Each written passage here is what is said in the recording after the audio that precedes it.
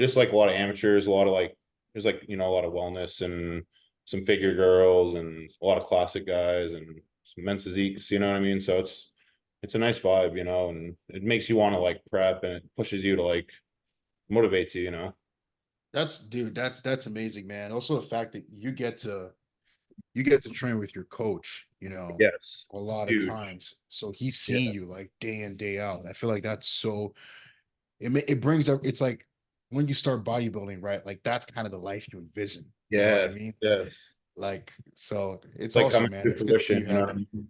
Yeah, it's Yeah. like coming in and like with Andrew, that was a huge difference this prep because my posing and presentation was its best it's ever been. It's because Andrew was there, like making me pose after every workout, even legs, like doing 3 rounds, like whereas like in the past, left to my own devices, it's easy to put on the shelf, right? And be like, Yeah.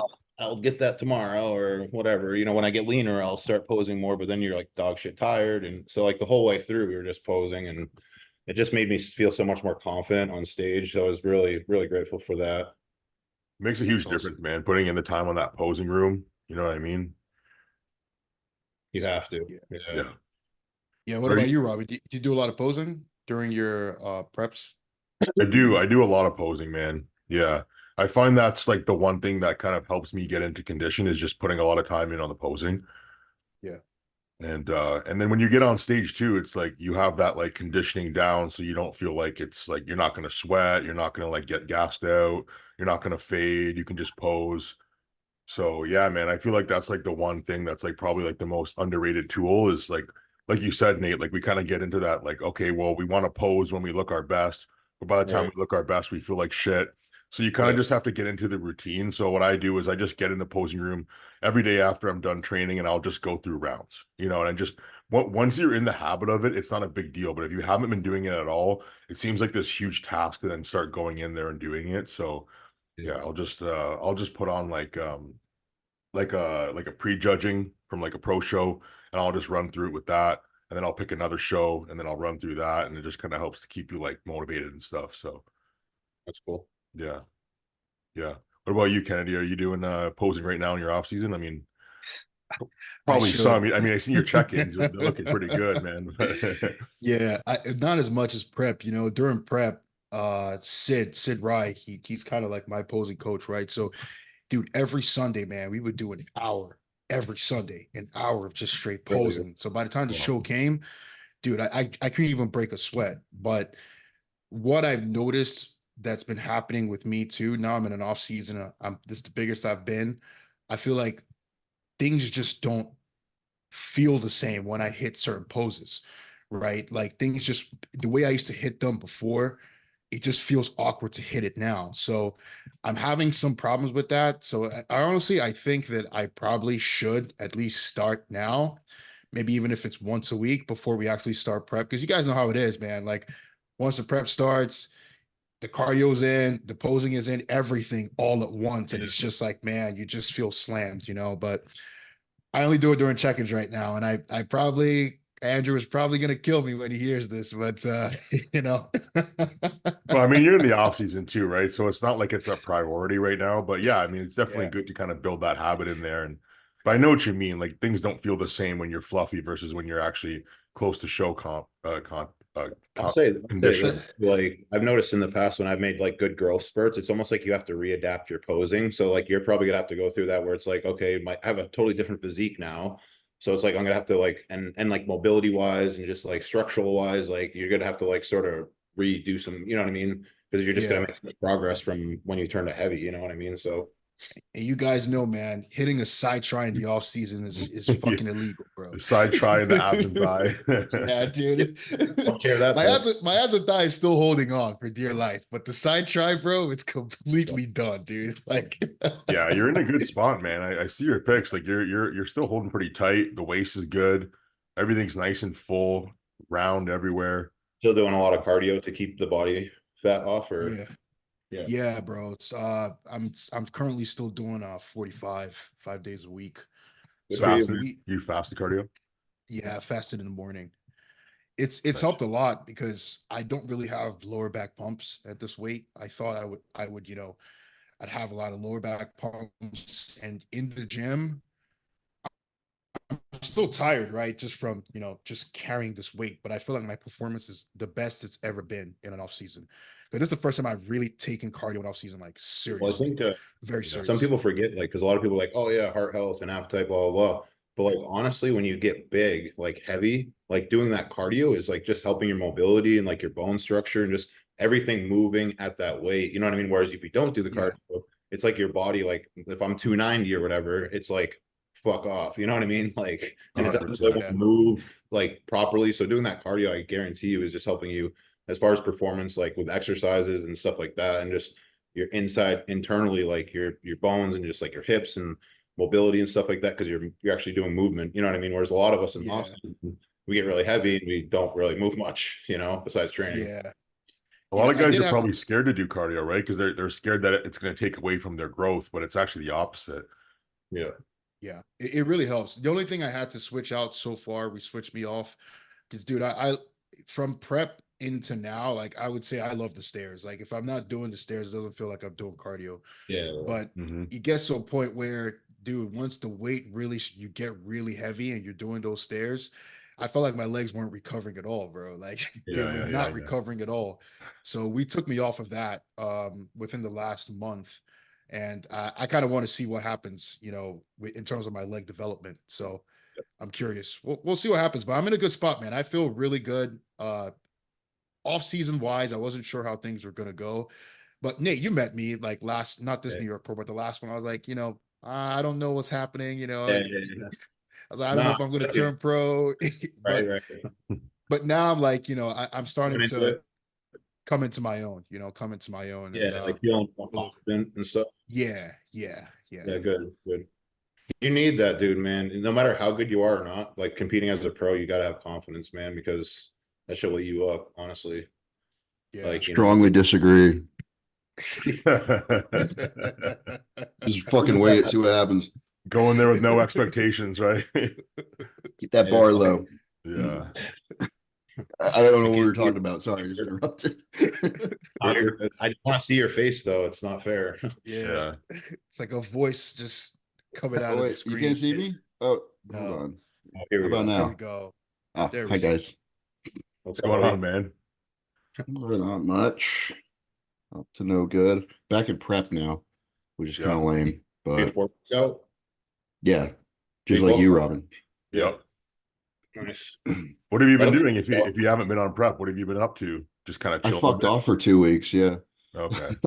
I just like cleaned out of everything. Well, not everything. I was on a little test in Primo, but yeah, I was just like I was eating like I don't know 70% bodybuilding food and then like a bunch of shit on top. Dude, you look nuts though for that last guest posing. So it was, Yeah, and then there was that thing in the middle.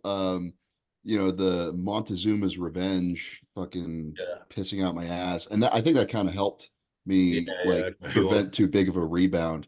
So I Yeah, went up and then came back down, and then I was back up, and now I'm back. dude, I was gonna out say where I that was good. That was a good look though, man, for guest posing Yeah. shit. Yeah, and you're still in conditioning. You actually look rested, dude. Like you actually look Yeah. like you've been sleeping. And you had nice Still- Yeah, I actually have been sleeping. Yeah. I mean, yeah, I think I needed that little break, like Yeah. mentally, and also, coming off all the drugs for a couple of weeks. And I mean, now we're just right back to it. But yeah, It's kind of hard sometimes going from show to show like that and just kind of already being that shredded and then having to hold on. yeah, I know. I mean, Nate has probably you did quite a few shows last year throughout the season. I've never done this before. I've kind of been like 1-2 shows done. Yeah. It's a So this mental, is new. more of a mental game for sure than physical, because like you're eating pretty well, like cardio should be pretty low, but it's like you want to get on stage and you're like sort of antsy. You're like, okay, I'm Yeah. ready. Like, and it's not as exciting because you're not like changing that much. Whereas when you're chasing that prep, you're like getting that body fat off. And you're like, oh shit, like I see this, but you've already unveiled your physique at this point, right? So it's almost not as quite as exciting, you Yeah. know? Didn't think Yeah. of that. That's so insightful. Didn't think of that. And it's like you're not really gonna make any huge changes unless you like fucked up your peak at your last couple shows, which I didn't.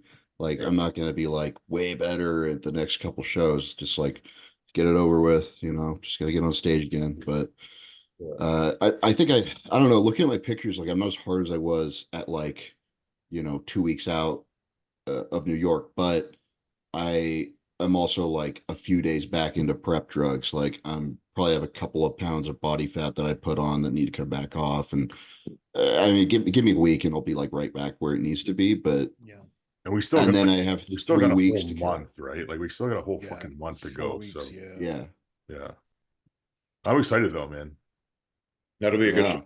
Gonna be a good Yeah. It's turnout. gonna be, yeah, it's gonna be a good show. And wait, Robin, how far is Vancouver, the Vancouver Pro, from where you live right now? It's pretty far. I mean, we gotta fly out there. It's like Oh wow. it's Oh, probably wow. pretty similar to how far it is from Arizona, honestly. Like Damn, really? what is it for you, Stu? Like a 5-6 hour flight? Oh, I don't live in Arizona anymore. I live in Oh, Washington, so I'm driving. It's like oh two and a shit. half hours. Oh, Yeah. how long? Whoa. Wait, what?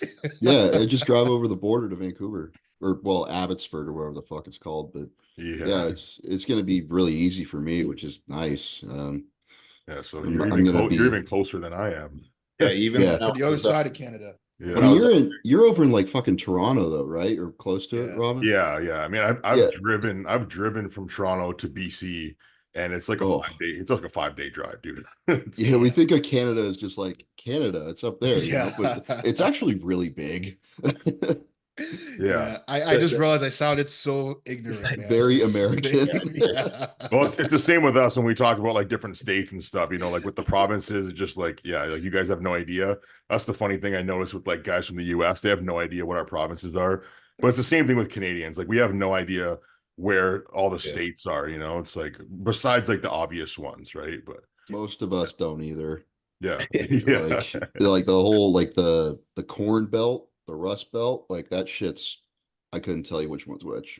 I know where Yeah, Texas is, I know where Washington is, yeah, but I was gonna say though, you guys are gonna love it though. Is when I did it last year, it was like so beautiful up there, and actually it's funny because we actually accidentally drove into Washington. That's how close it is to the Washington line.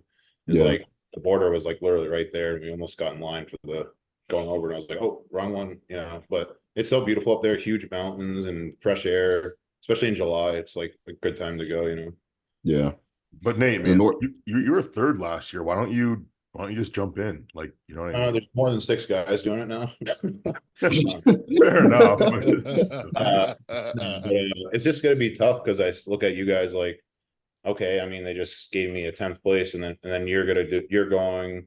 Hassan's probably gonna go. Quentin's probably gonna go. I know Tim's going. Stu's going. So it's like Tim Busan? He's doing it? Tim's going? God damn. staying in Tampa. Damn. Man. He's staying in Tampa like for the next 4 weeks, I guess. How's he affording this trip, man? He's been here for like 2 He months, said bro. Man, they actually pay these fuckers over in Yeah. Europe, I think. good sponsors. 'Cause, Yeah. yeah, they have to, because like, bro, like they have money to do this shit and like go hit all these American shows and like Yeah. the same with the Korean guys. Like they got a whole posse of Yeah. dudes behind them, filming them, you know, They were at doing Toronto YouTube too. videos. Yeah. I saw that. Yeah, Yeah. I saw their whole Yeah. crew at Pure Muscle. They were like Yeah. there every day. Yeah. It's wild. These guys actually have resources behind them, unlike, you know, whatever the fuck Bro, here we going have. broke. Yeah. Yeah. Yeah. We got to get hooked up with ESN or whatever that company is. I know, What right? are they? Okay, I've received like I think ESN is like a pyramid scheme. Like, have you gotten like the email or the DMs from them? They're like, join our team, and then they like you go to their website and it's like you have to, in order to become an ambassador, you have to like buy $100 worth of shit, and then you can, you know, use your code with other people, and Oh, then like you Amway? What the hell? Amway it's type it's a thing? pyramid scheme. Yeah, yeah. Mm. I don't know if it's still like that, but like I, I guess it's Maybe working. maybe the guys hitting up Tim aren't those same guys on the Instagram, bro. He's right at the top, you know. Maybe, yeah. Maybe they send a different email to the European guys than they do to the US Yeah, and Canadian guys. yeah. They're I'm like just a they're like schmuck. we don't want to take the shipping costs for the US, bro. Just Yeah, buy exactly. yourself. Yeah. Buy yourself. You got to invest first. That's kind of lame, man. Yeah, but like Yamamoto, ESN, fuck, Yeah. who else is there over there? They just got money, I guess.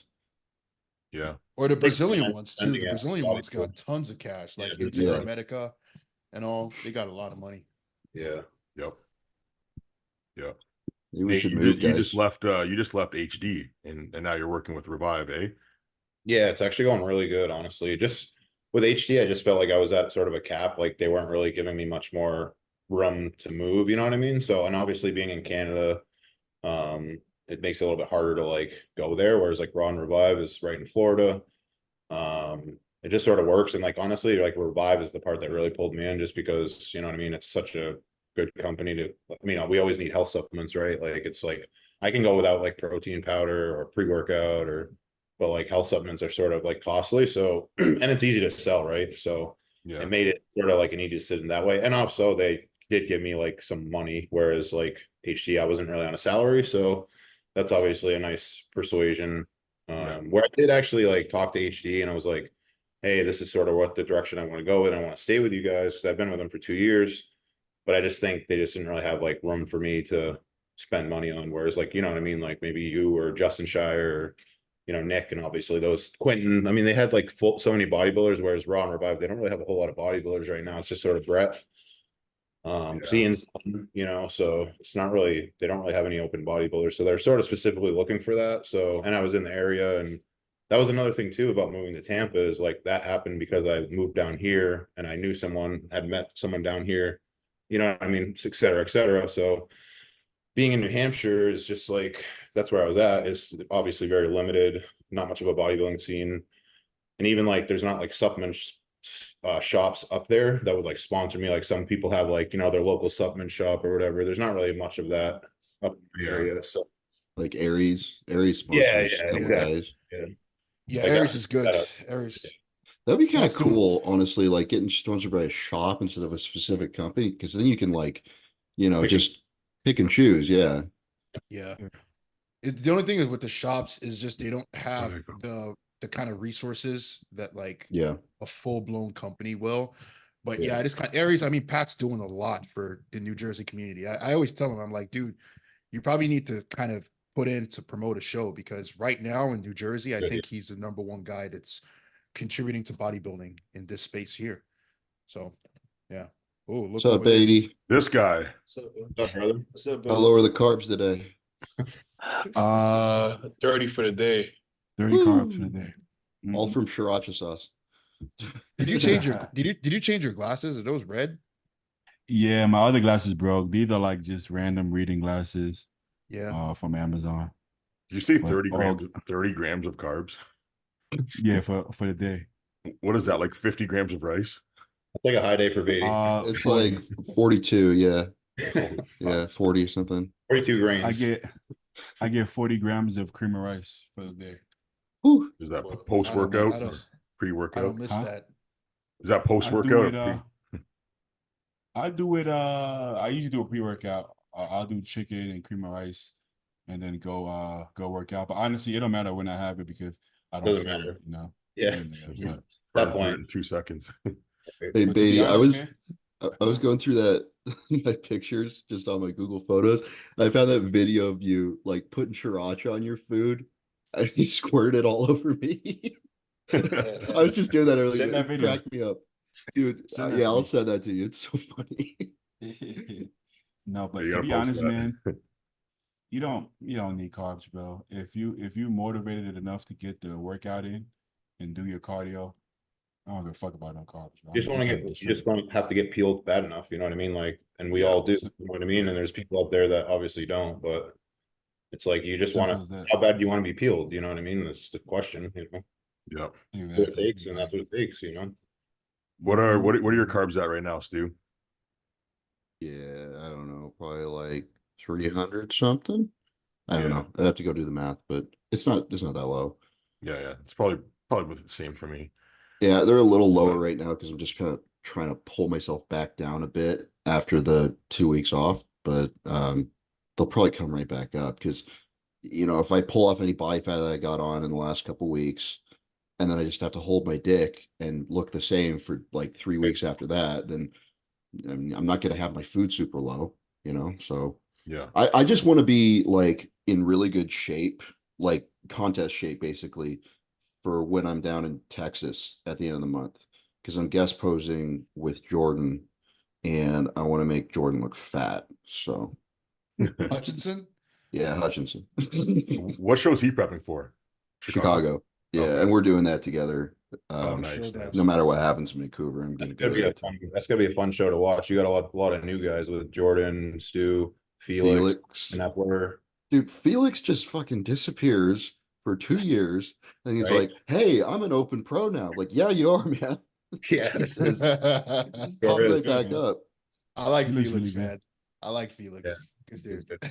I He didn't looks know really good, Felix man. before, but I saw him on the podcast and he looks good, man. Looks really good. Yeah, he Yeah, looks he Yeah. looks good. Well, he's gonna look even bigger in person because he's 5'10" and pretty wide.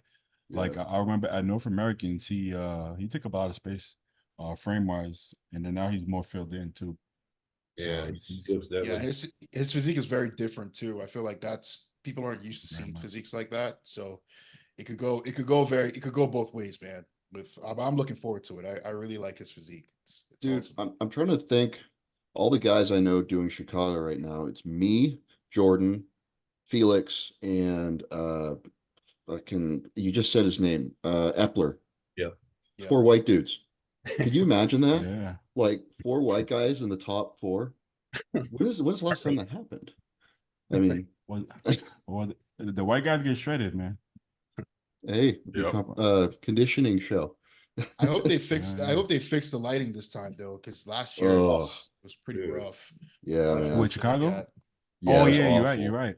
They You're had right. like it's in the back of the stage too, like going on. It was like, what are you doing? Yeah. Yeah, it was pretty rough. So Who hopefully they won get that last fixed. year? Shire. Shire. Oh, okay, Yeah. right, yeah, Yeah. yeah. The lighting wasn't What do great, you- that's for sure.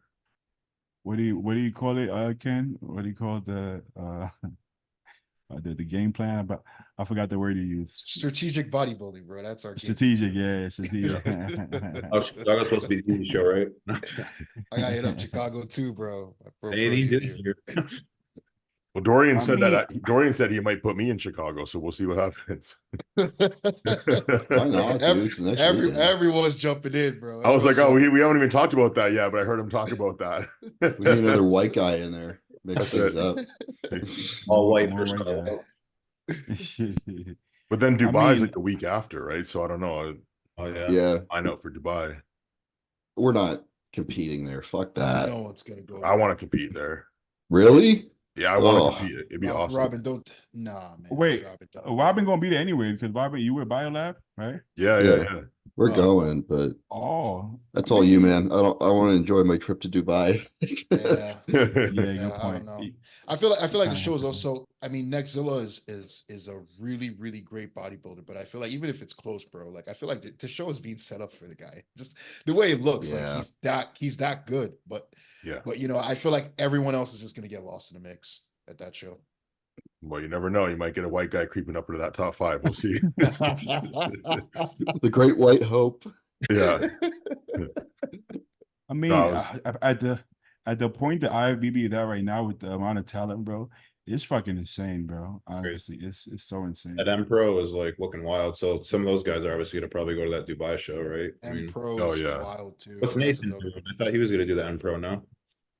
Or I thought so He too. is, yeah. I thought so. Yeah. He's I didn't supposed see to, him. yeah. I didn't see him on like the bodybuilding without borders thing. Oh but shit! I Yeah, don't he think wasn't he's on the on the list, was he?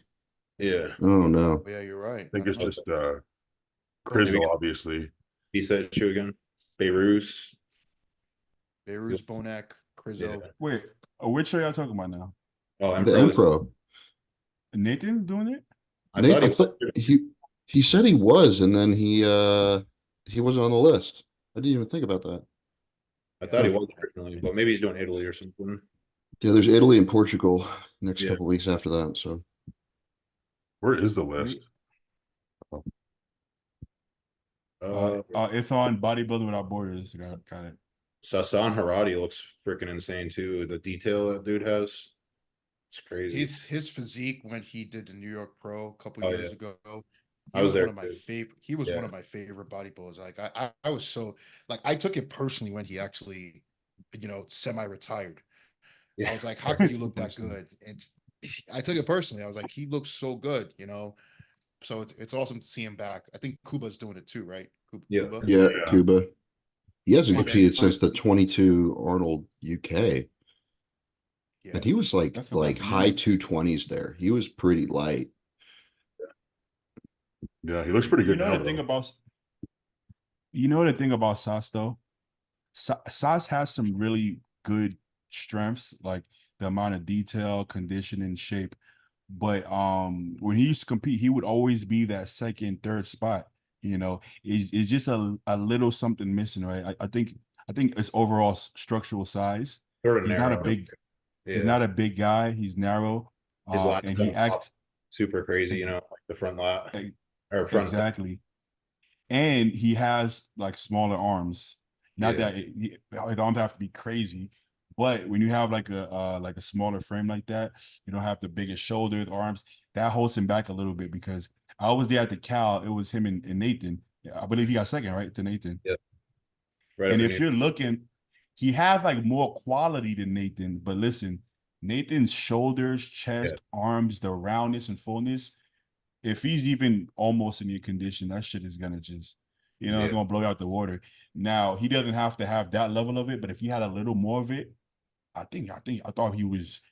I mean, from the legs, detail, condition, he was beating Nathan in a lot of areas and a lot of criteria. Just that little bit that to take him over the top. Yeah, Him and he'll Chris definitely be a him and Chris will top have five. that. I really like physiques that have that shrink wrap look around them. Like Prizzo has it, he has it, Rafa has it. It's just a different look that the physique has. And when you have that kind of shrink, Phil Heath is obviously healthy. the poster boy for that, right? Pretty rare too, right? Like, Yeah, it's so Martin. rare. It's so rare. So rare. Martin got it. yeah. Even though he has that similar look, right? As far as that fresh look, his physique is literally the polar opposite of Crizzo, right? He has like actually huge ass, huge legs, and small shoulders and arms, right? And Crizzo has zero ass and kind of good legs with huge shoulders and arms, right? Yeah, It's like that. definitely got the best arms in that lineup by far. I mean, shit, he might have the best arms in the world. bodybuilding. Shit, Yeah. close to it. I haven't seen Chris in person, so I can't say for sure. Nick's arms are pretty fucking, and it's getting bigger. I don't know how or why. I don't think Nick is trying to get bigger, but his arms are actually bigger, man.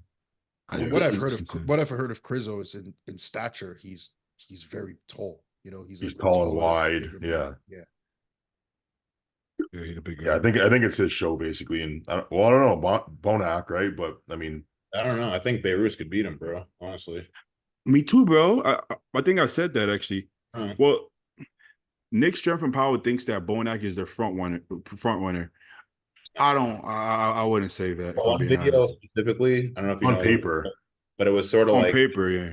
You can see a lot of Bonac's flaws now, like in one of those specific videos where he's just posing in the gym in front of people, and it was like, I don't know. I don't think he can. Those guys are just too good now. I feel like, right? I don't know, in my opinion. I think Bonac said this is his. Did he say it's his last year? I don't even think Bonac is like coming out to say, "Oh, I'm coming to win the Olympia" or whatever. I think it's just like it's his swan song. It's kind of his last year. He's trying to wrap up his career. So, I mean, these guys now obviously like Father Time catches up to everyone. Bonac looks amazing. He still looks amazing, but it's not 2018 Bonac. It's not 2018. So. In this league, everybody looks amazing, right? So it's like looking amazing isn't enough now because everybody's amazing, and there's people who are fucking beyond amazing, right? So it's like if you're amazing, you still get beat nowadays, right? It's a whole different level, man. Somebody got to tell Lee Haney. Yeah. Show him some pictures. Be a good show though. Do they have a live stream? You guys know if they have a live stream? They must, right? Pretty sure they do. They had one last year. Hard for me given at these shows, man. I was gonna say that you can't even take that for granted nowadays. See, the New York was I don't know about the quality of the live stream. I heard it was kind of choppy, but like they uploaded prejudging pictures like 30 minutes after we got off stage. So we could all just look at ourselves like, oh, this is what it looked like in the lineup. It was great. Yeah. I think we're still waiting for our photos from Toronto. Nate. Holy shit. Really? I don't know, man. They might be up now, but yeah. Canada's everything slow, I was begging them for my stage videos. I had to like message them, email them like 3-4 times. Yeah. Wow. Hey, Robin, by the way, congrats on Toronto, man. That's no joke. You beat Hassan, bro. Oh, thanks, You beat man. Hassan, man. Yeah, You know, So- Robin always, nobody sees Robin coming. He's, mild-mannered guy, you know what I'm saying? Just does the work and comes through, and he's always bang on, bro. Always bang on. Same thing with New York Pro when you did it. Remember, Robin, I sent you a message because I was so happy when I saw that you came fourth. It's like we're all friends, but when you talk to people talk in this industry, right? When you talk Yeah. to people, Robin, you're like, everyone likes you. You're that kind of guy that everyone has something so good to say about you. And it speaks a lot of volume, So like when I saw like how well you did at Toronto, I was personally happy. Like it was me that came fourth, So bro, congrats, man. And dude, I just like to see my friends do well. It shows. I really do. Like seeing all of you guys, doing so well. Stu, obviously, it's like it's so good, man. It's so good. It makes me happy. So congrats, dude. Thanks, man. No, I was happy with that, man. It was a really good look. So there's nothing to complain about. Top 4 at a solid show like that, and yeah, I'm very, very happy with that. Obviously, we always want to win, but there's no reason to be disappointed. I mean, like, dude, like you said, I beat some good guys. You beat Tim, right? Beat Tim, yeah. Yeah. Yeah, I mean, Quentin, Hakeem, they're fucking crazy. John, obviously, he's fucking crazy too. So John will be in Vancouver. Quentin won't be. I talked to Quentin today. He said he's definitely not doing Vancouver, but John's doing Vancouver. Vancouver's going to be a stack lineup, obviously, with Stu in there, and I still think Nate should do it. But I'm just looking forward to bring in very, very good package to that show too, and just it's fun, man. Like I just love competing. Like I'm grateful that I can do this and bring my best to the stage, especially this year compared to last year is just way, way better. So Did you run into any like gut issues going into it this time? a little bit, man. Like like it's always a thing that's kind of like underlying in the background, but I just have to manage it. And I'm better at managing it now than I was before. So yeah. What was your difference from last year, Robin? It looks like, you put on some damn good improvements. Like you definitely brought up your back a lot, your width, like your structure looks a lot better. What would you say you did? And like, what was your weight difference? I was about 5 pounds heavier. Nice. So I was around 250 last year, and I got on stage around 255 this year. Nice. I think the extra muscle helped my conditioning too. Yeah. If the conditioning was comparable, then I just think the extra like muscle and fullness. It was a little bit easier to be fuller, not having so much of the gut health stuff to deal with. But I can't overeat, and it's kind of like managing that stuff, but that's just my body and just learning it. And really, I think I improved like almost everything. Talking to the judges, they definitely want to see more quad sweep. That was like the one thing, which like we were talking about that BAIDI, like getting more quad. Yeah, man, you talked about that. Yeah, I don't know if you want to get into that right now, but sometime we'll get into that. we'll get into that. There's always ways to improve body parts, right? Like obviously, like training, like people have different opinions on like whether training is going to improve body parts. Like Stu's grin. Yeah, I see where you guys going with this. Anyways. Hey, but you guys notice one common denominator, right? Anytime a guy says, "Oh, okay," anytime a guy comes back and they're like, "Wow, this guy made so much improvements, bro. How much tissue did you add?" It's always like, all the same weight. Or Martin, he said he was like 2 pounds heavier than last year, right? And Robin just said 5 pounds. All these improvements. Anytime a guy says like, "Last year I was 240, this year I'm 275," it's like, oh boy, here we go. And then they never actually, you know what I'm saying? It doesn't work. It doesn't work that way. Like 4 or 5 pounds. You're like, where? Scratching your head visually. Yeah. You're like, huh? 4 or 5 pounds of real tissue is a big difference. This 10, 15 pound shit, whatever you think that is not tissue. I'm sorry. Unless you're fucking, I guess Samson actually did that. But, yeah. But most people, no, that's not happening. That's not how it goes. I think it's the illusion, right? It's like, even for you, Stu, like I know you were talking about not being that much heavier than last year, but I was the same weight, exactly the same. But he looked bigger, right? You look bigger, you're more shredded, you're more conditioned, you got more muscle overall. So I don't know. Yeah, if I was in the like last year, if I was in the condition I was in this year, I probably would have been like 245, 246 or something, I guessing. But yeah, it did same exact weight, same. Yeah. Mhm. Yeah. Do you think you're going to be the same weight for Vancouver or a little bit up? Probably the same. I mean, Yeah. I don't know. I was like 255 this morning. It's 253 yesterday. But like, I just put a bunch of gear back in. I put growth hormone Oh back yeah. in. So like, I'm flattening out from eating for 2 weeks, but also like filling out from the drugs, and the shit's in flux right now. So I don't know where I'm gonna end up in a few days, Yeah. but that'll be my baseline. I don't think I'll be any heavier though. Fuck it. You don't need to. At this moment. Like the goal is always to add tissue. In off season, yes, push it, add as much tissue as possible. But this idea of going for this goal weight, like that's the question I get when I put a Q&A. What weight are you aiming for on stage? I'm like, I've never aimed for a weight in my life. I'm aiming to be shredded. You know what I'm saying? And honestly, I'm just following whatever my coach says. So I could give a fuck less. I don't even know my exact weight besides when I send the check-ins. I check every day, but I don't even remember it. All that matters, I send him check-ins. He tells me what to do. He hasn't told me a weight. We don't care about that, right? I don't think you should. If you have a good off season, you will look better on stage. If you have, I mean, you gotta have a good prep too. If you have a good off season, good prep, you'll look better, regardless of your weight. Martin is better. Robin is better. Stu is better. Nate is better. You know what I'm saying? I don't know how much Nate weighed, but he was better. So that's what it's about, you know. I was literally the same weight as last year too. So Well, there you go. There you go. Commonality. My goal is to be the same weight next year. I feel like for myself, at least, like I feel like I grew into the 250, whereas last year I was 250, but I was like, I didn't feel like I looked 250, whereas now I feel like I actually look 250, if that makes sense. I don't know. Mm-hmm. I feel like you looked harder. Yeah, I Yeah. pushed pretty hard for this one. So Yeah. just because last year, I mean, Vancouver was really good. I was diced there, but like New York, I was like slightly off, and then Tampa was fairly off. So for me, Yeah. I wonder if you ask some of these guys like Derek and Hottie how much their weight has been changing these years, besides when they came from 212. Probably not that much. Really, probably not that much, you know. Derek's probably gone up, but That's I can't imagine like Hottie going up very much. He might that's have went why down for the Arnold. Yeah. Who knows? It looks different though, like yeah. that's why it really impresses me when people really make like drastic improvements. Like we're talking about how like Samson's back has really come up.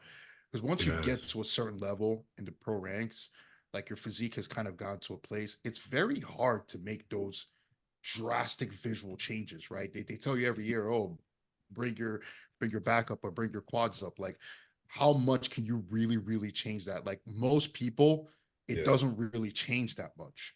So Mhm. it always impresses me. Like the last update that Samson had with his back.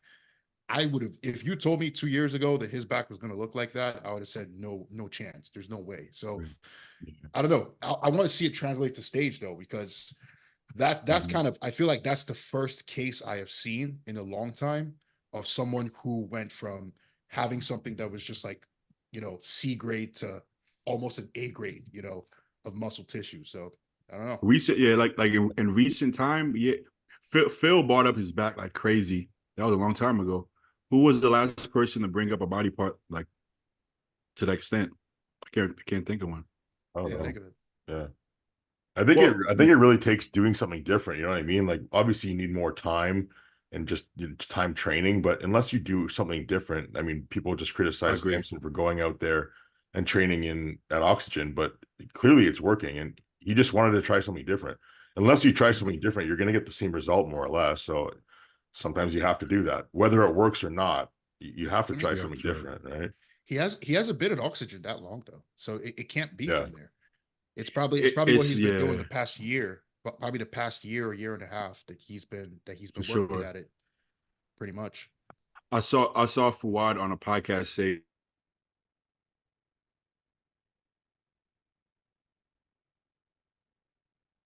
Got me freezing. Oh shit.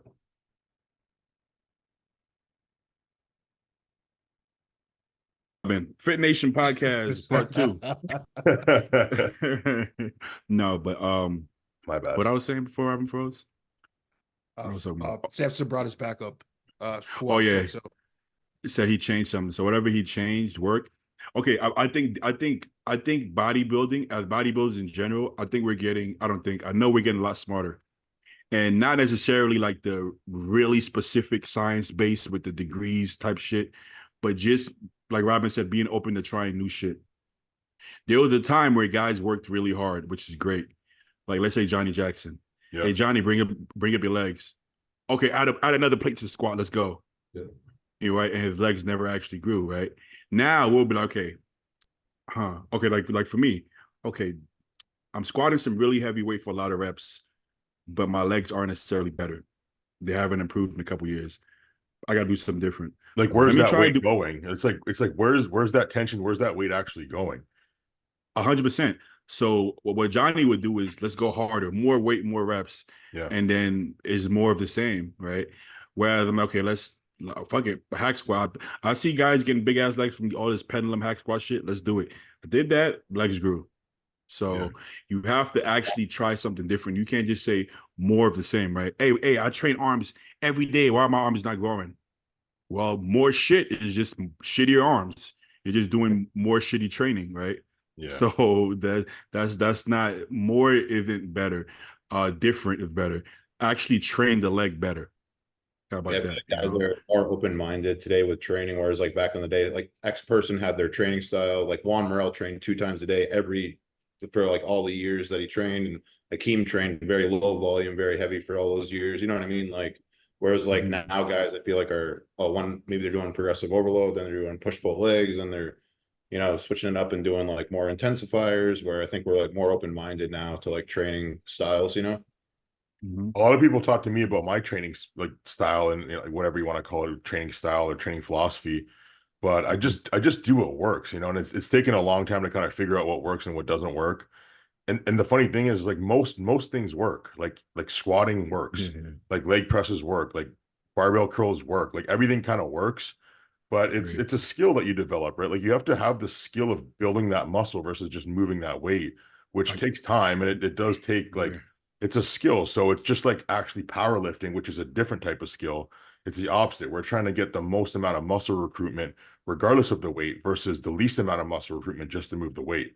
So it's a different mindset, right? It's like we do have to leave our egos at the door, but we also still need to lift heavy as we can. Like it's like finding that balance, right? So I don't know. I think it's cool. But I'm glad you brought that up Sometimes, because actually, sorry, what were you gonna say? no, I was gonna say, yeah, sometimes it's not even what you do, is how you do it, right?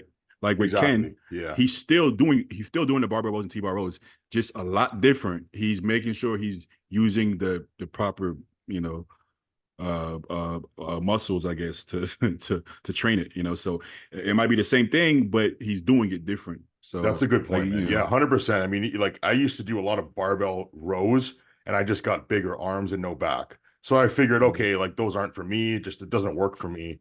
But it was just the way I was doing them. Now I've come back to doing barbell rows and I'm growing my back with them. But just like you said, it's not the actual exercise, it's how you do it, right? I agree. So, I agree. but I had one of my good buddies, he sent me a question about whether we think that we've kind of reached our peak in terms of like limitations for where we can push our bodies for bodybuilding. It's like how much more information do we need to get to that next level? I mean, we feel like, well, 20 years ago, it's like they pretty much got to the point where like look at Ronnie Coleman. It's like that's like the epitome of bodybuilding. But we seem to know so much more now. Is that really like relevant to the limitations of bodybuilding? Or like, do we need to know more? Or do we just need to, you know what I mean? Like, it's an interesting kind of question, whether knowing more is actually important or It's a mix not. of both. I think it's a mix of both. So I'll give an example from myself. I think when I think of myself as a bodybuilder, like a professional bodybuilder with knowledge and everything, I consider myself a child. I don't think I'm at the level yet where I feel like I know everything from a pharmacology or training standpoint.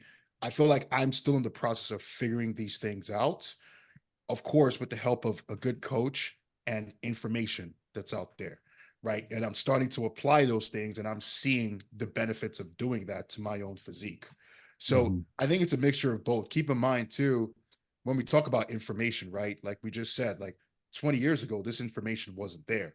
So if there's already a precedent that this is the way you're supposed to do things, and that's just a precedent. Back in Ronnie Coleman's time, everybody's doing heavy ass T-bar rows. You can't do it, you can't get it back, right? Mhm. It's the effort was what it was. It wasn't the application. So they're just going by what they had in that instance.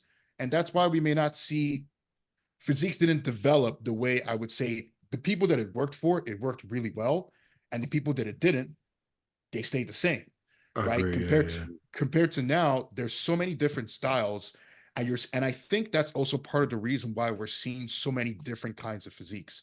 Like, I mean, think about it, right? Back like 20, 30, 20, 25 years ago, I felt like every bodybuilder was like lifting heavy ass weight, like fucking heavy weight. Like these days, you may find a pro they may not be lifting that much, but they are pretty well developed. So I don't know. I think the information, I don't think every training style fits every single body. And I think we're just starting to learn that. We're still in the process. Yeah. To Ken's point, that's a really good point. I think that's also why we see so much more talent, right? It's not like you have your top guys and then everybody else is shit. It's not like, okay, you have the Lavronis, the Cormiers, the Ronnie, everybody else isn't even close, right? You literally have Martin Fitzwater, a guy who's never been to Olympia, almost beat the third place guy, right? Why is that happening, right? Because, okay, back in Ronnie's day, you want to get it back, like you said, T-bar row, barbell row, deadlift. If that doesn't work, too bad, you asked out. I guess you won't have a back. Bye, go home, right? Now, oh, you don't have a back, you're doing barbell rows, T-bar rows. Okay, let's try more hammer strength. Let's try more squeezing. Let's try more single arm movements. Let's try, and then boom, oh, you find something that works. Oh, perfect. Now you have a back, right? So this allows more. This allows people with maybe not the world-class genetics to also be able to progress. Whereas back then, Ronnie could do everything. He could do everything wrong, and he would still beat you, right? But if you try to be like Ronnie, do everything wrong, you don't even turn pro, right? So the genetic elite would just beat everybody. Anybody who wasn't elite would just be shit. Now you have people with shitty genetics still progress because we know more, right? And we're more open-minded to try more, right? If that makes sense. Yeah, I agree. Do you think that's true, Stu? Do you think that because we know more, we can get better results now, or do you think it's kind of getting convoluted? No, not really. Like, The people who focus on knowing more tend to lose the forest for the trees. yeah, Not all of them, but a lot of them, right? And if you have crappy I think the where you get the best in the world, you have an overlap of very good genetics, training hard, whatever that means for you, and consistency with diet and drugs. And if you do that for a decade and you have what it takes genetically, you're going to get to the top. And that is still true. And I don't think some middle of the road NPC local competitor is going to get himself to the top because he knows more or he's squeezing his lats better. I think like even I don't for know, you, dude. like, I know so many people who work just as hard or harder than I do, and they've been doing it for longer. And like, yeah, they make progress, but like they're nowhere near the level that like I'm at or like any of us are at. And you know, I don't know, it's kind of depressing, but you know, it's like they're working their asses off and not seeing the results there. But like, I don't know, man. I think the cream's always going to rise at the top, given enough time and consistency and efforts. yeah, Yeah. like even for Push. yourself, do you think that if you knew more, you would get better results, or if you trained harder, whatever that means? Like I don't even think that would make a No, difference. because Like, I've been training pretty similar for like the last 3 or 4 years, pretty much. I kind of figured out what works for me. It's high intensity, lower to moderate volume. I think I've maybe gotten better at recruiting certain muscles, but that's just something that comes with time in the gym. You know, yeah, I haven't gone and See, I don't, I don't agree with that. I think that's coming from Stu with somebody who has top tier genetics. So he only knows that point of view, right? Whereas I've worked with, I don't think I have bad genetics, but I've worked with clients who don't have good genetics and look like shit and find the right formula for. Okay, when I say no more, I don't mean scientific. I don't mean like you go and hire the hypertrophy coach or something like that. I'm talking about just the willingness to be able to understand that you don't have to T-bar row and deadlift to grow back. There's other ways. You don't have to be super elaborate and try to outsmart the muscle. I don't think that's going to make you better. But just being open to different ways, like I did, let's say with my legs and back. If I continue training like Ronnie, my legs and back would be non-existent. But I didn't, and now they're so much better, right? So for me, that makes a huge difference. Whereas somebody But maybe that willingness to change is more widespread now, and there's more information out there for more Yeah. people. So like it's still kind of an even playing field, just like 20 years ago when the only advice was lift heavy. It's like that was an even playing field, I guess. And you still have the but best guys just kind of Still- getting to the top. I think, My thing yeah, is but this. the point is there's more good guys though. So yes, the Derek Lunsford and Hottie's are still going to beat everybody. Hottie training isn't really efficient, but he's still going to beat you because he's better than Yeah, you. I don't like. Are there more good guys? I don't really know if that's true. I'm not disagreeing. I just like we remember the guys from 20 years ago who were really good, and the middle of the road pros.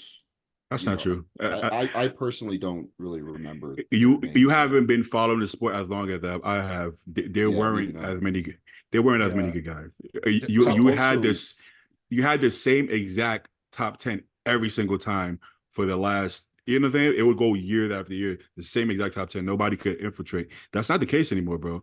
Like the top there's 10. also just more pro cards given out, and the sport is more widespread. There's just more people doing it, so you're gonna, a larger pool is gonna lead to more talent coming in.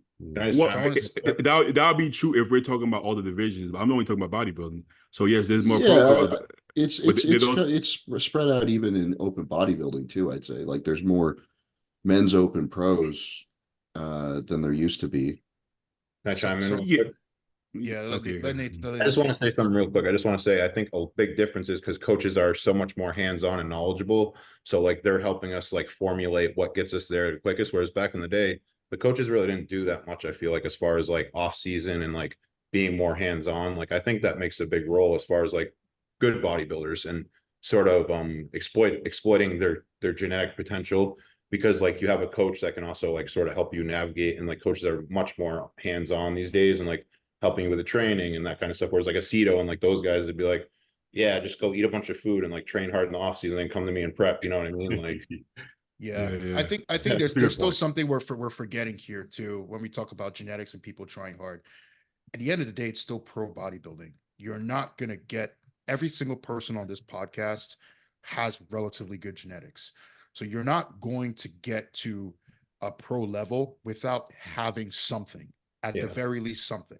Now, even within the people that have good genetics, there's still levels to that, right? There's Phil Heath, and then there's the rest of us, right? So what we're saying is for that guy to take his genetics or his physique from point B to point A, even with his own genetic limitations, there's a lot more tools available now to actually do that versus 10 years Yeah, ago. that's it. Right. The cream is always going to rise. So what Stu said is right. The cream will always rise. Derek Lunsford is going to beat you. Hardy is going to beat you. Ronnie going to be. They're going to beat you no matter what. But that's not the point I'm making. The point I'm making is if you were that guy who didn't have the genetics to turn pro before, maybe now with the right, like Nate said, with the right coach who maybe has seen a lot more clients, more hands-on, can work with you to a point to get you to get that pro card, or maybe get you to be a top 5 guy at a pro show. Whereas I feel like there was a time where if you didn't have that caliber, you would not even make it to the pro ranks. Yes, there's more pro cards given as well, but that's still not my point. I still feel like there's more people getting more progress, not necessarily because of science, maybe more so because of coaching and just willingness to actually try different things and not be so like, let me just train like Dorian. Let me just train like, why actually Dorian? Let me just train like Branch. Let me just train like Ron. You know what I'm saying? So it's more wisdom than science. I don't believe that science in itself is going to make us that much better as far as any more science. The other level of science, obviously, right there. I A think gram and a for half the of most protein. part, like Mhm. the science guys make themselves look worse. Yeah. Like Yeah, if they yeah, were I agree. just training, if they were just doing what Ronnie was doing, they would probably look better. Way Maybe not better. Ronnie, but I like don't just I don't agree training with really that. hard and Yeah. eating a lot and like, you Yeah. know, just checking off the basic bodybuilding boxes to a T instead of overthinking a bunch of bullshit and doing, you know, reps in reserve and whatever the fuck they do.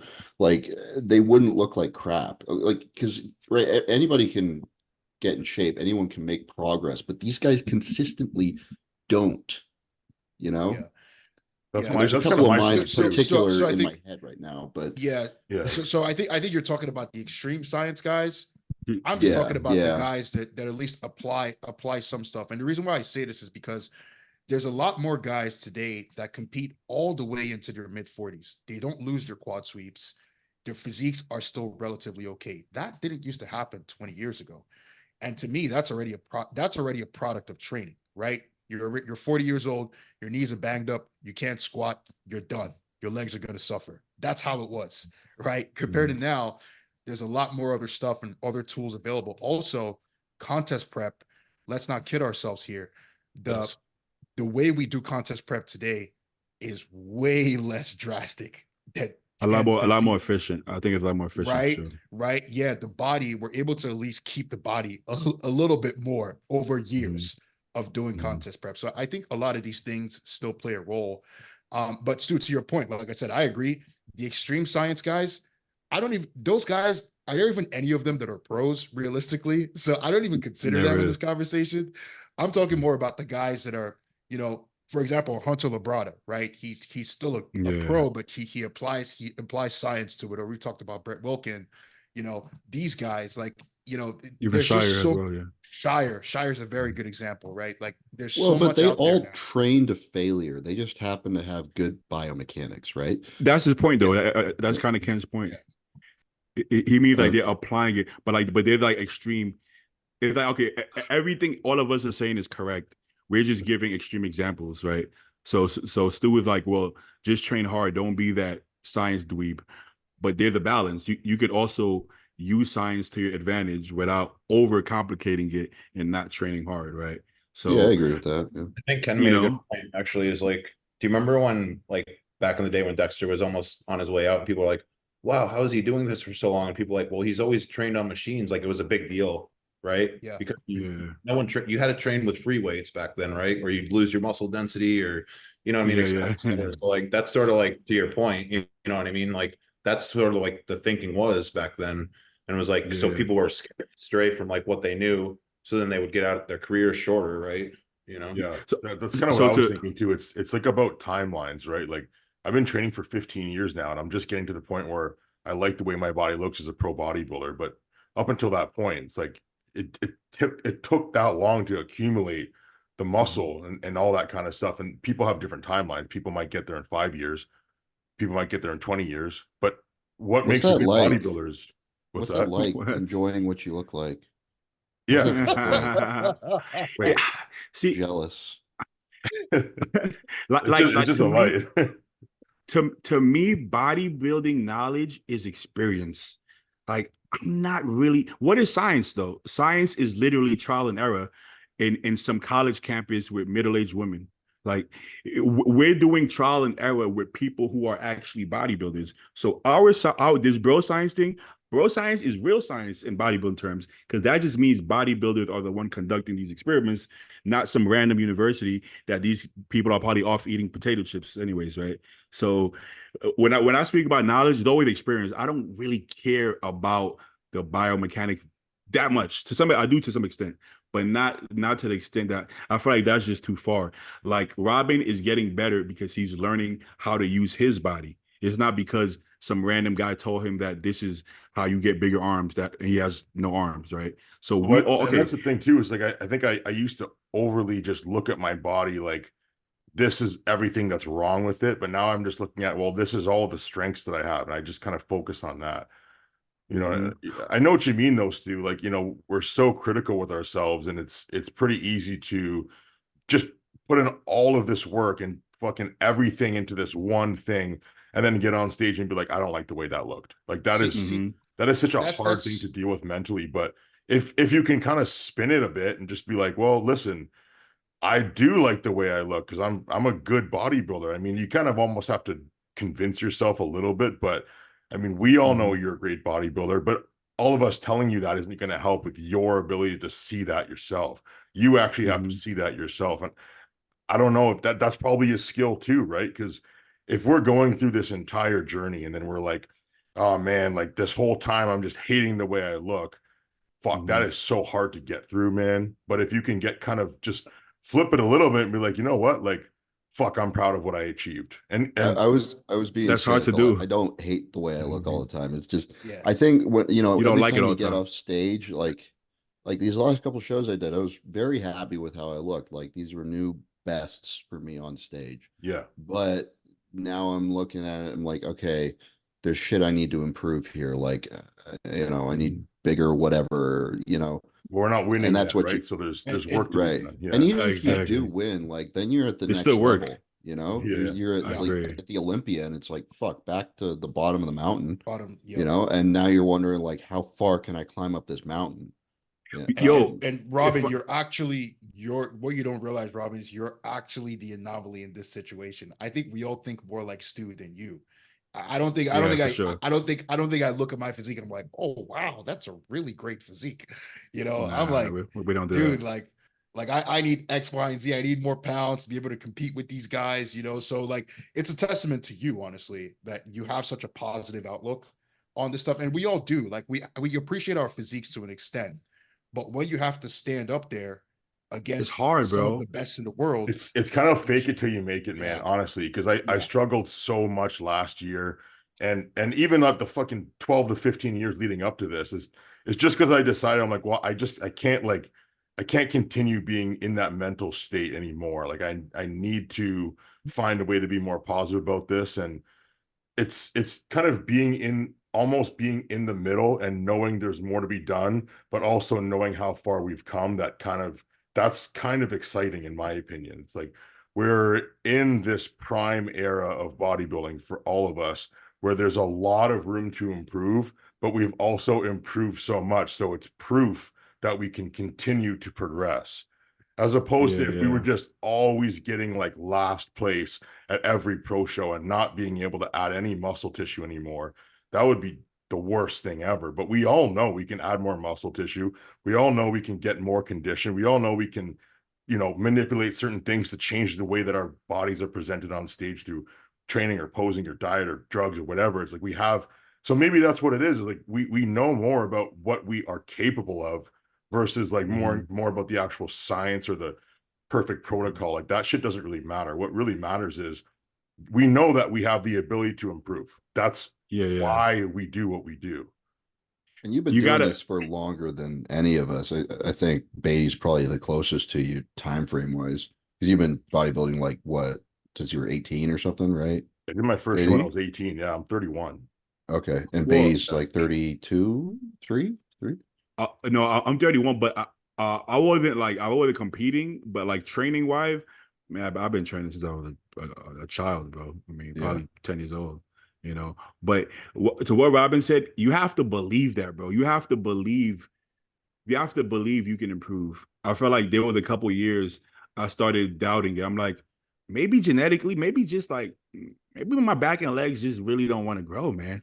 Because I see people like that. I'm like, this guy hasn't changed his back in 10 years, so maybe mine won't grow neither, And then, like I feel like this off season, I believed it. I wasn't going through a leg workout like my legs are my legs. I guess I'm gonna just do the best I can. It was like these legs are gonna change and I'm gonna figure it out. And There it is some might not. truth to that though. There are definitely guys out there who typically don't make it quite as high in the sport. But like they do just kind of hit like a ceiling. Like they can't get any bigger. They can hammer twice as much shit, like twice as much gear as we do, and it's just not gonna work. There's a couple of I was just watching Chase Irons. Yep. I like Chase a lot, but like he's taking 5 grams of test and 20 units of Oh, growth hormone. He doesn't look like a pro bodybuilder. It's like wow.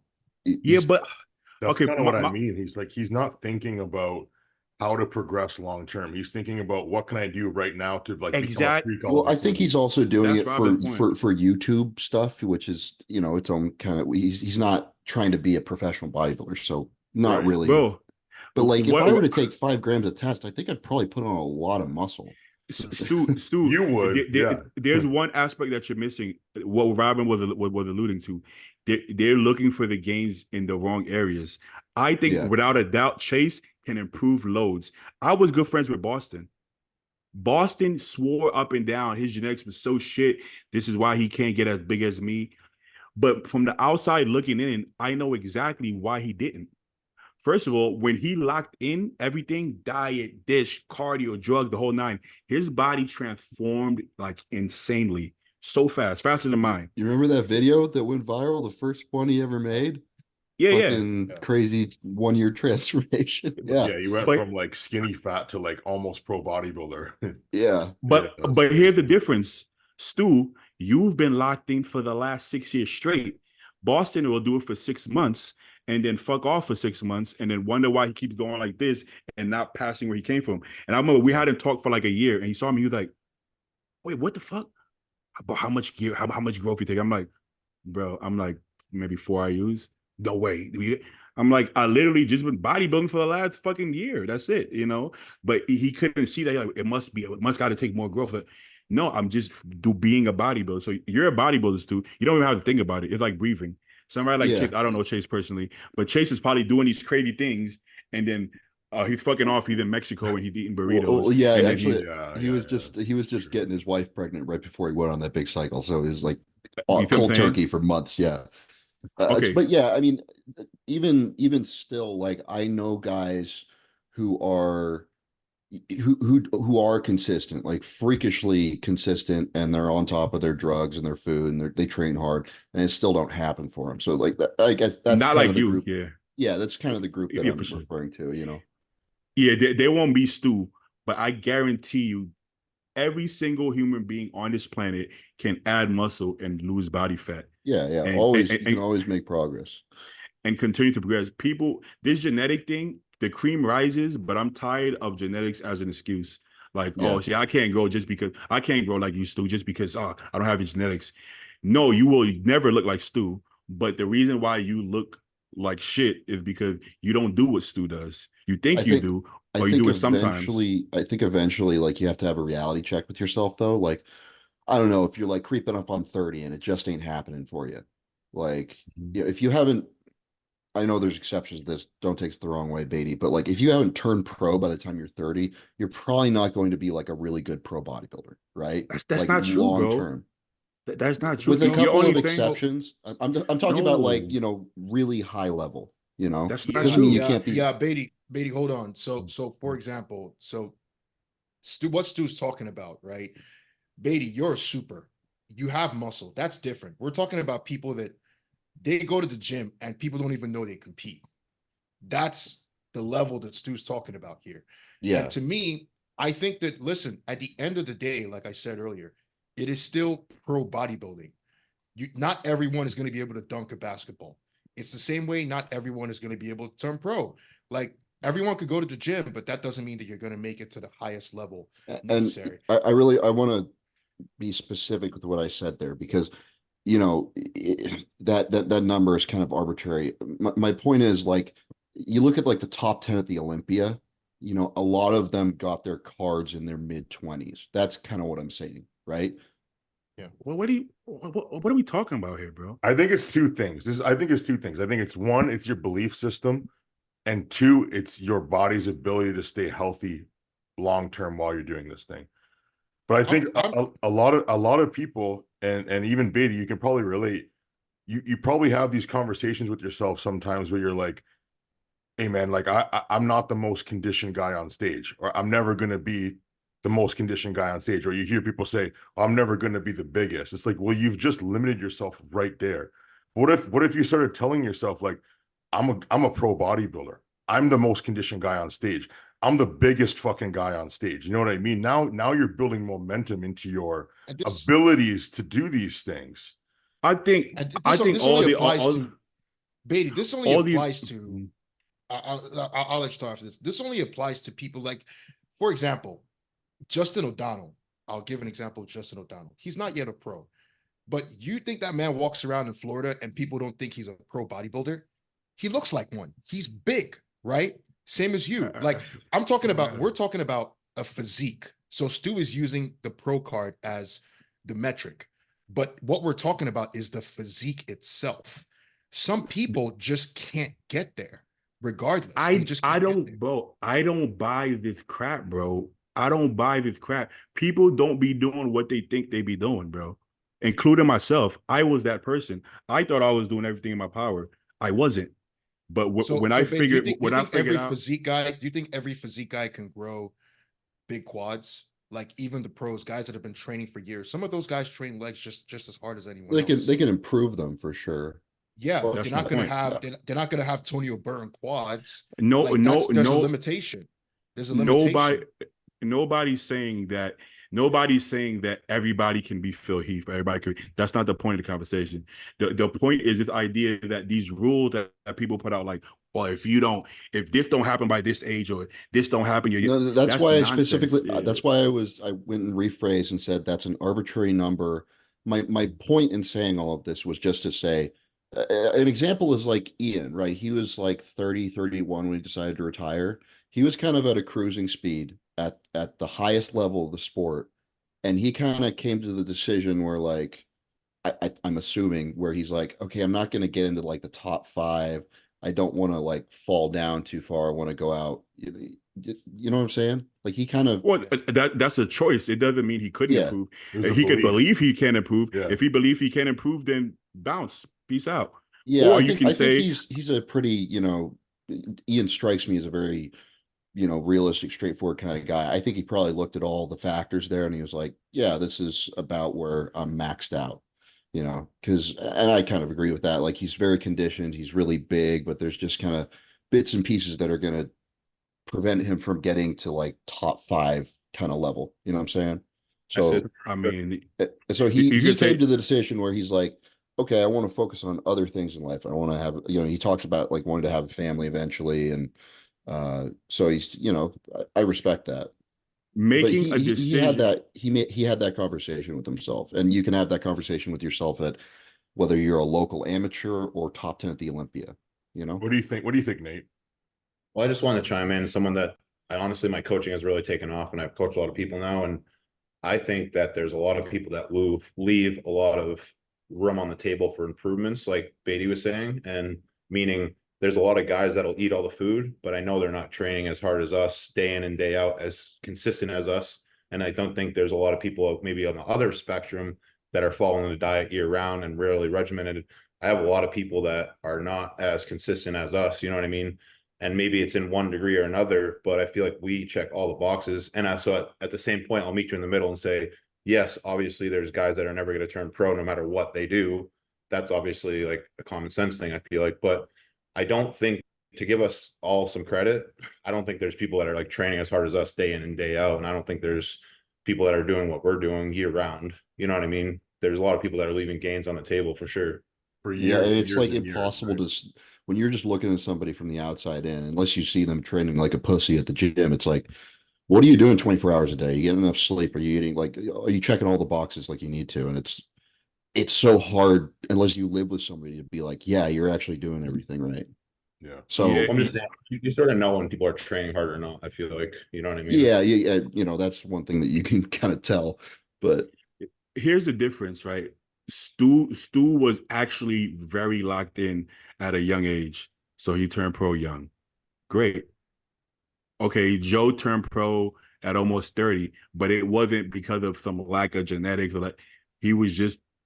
He locked in at a different time in his life. It's not. This is not an age thing. So it doesn't work that way. And you're not going to convince me that this men's physique guy or this middleweight guy that always looks the same every year is doing everything in his power. He just don't got it.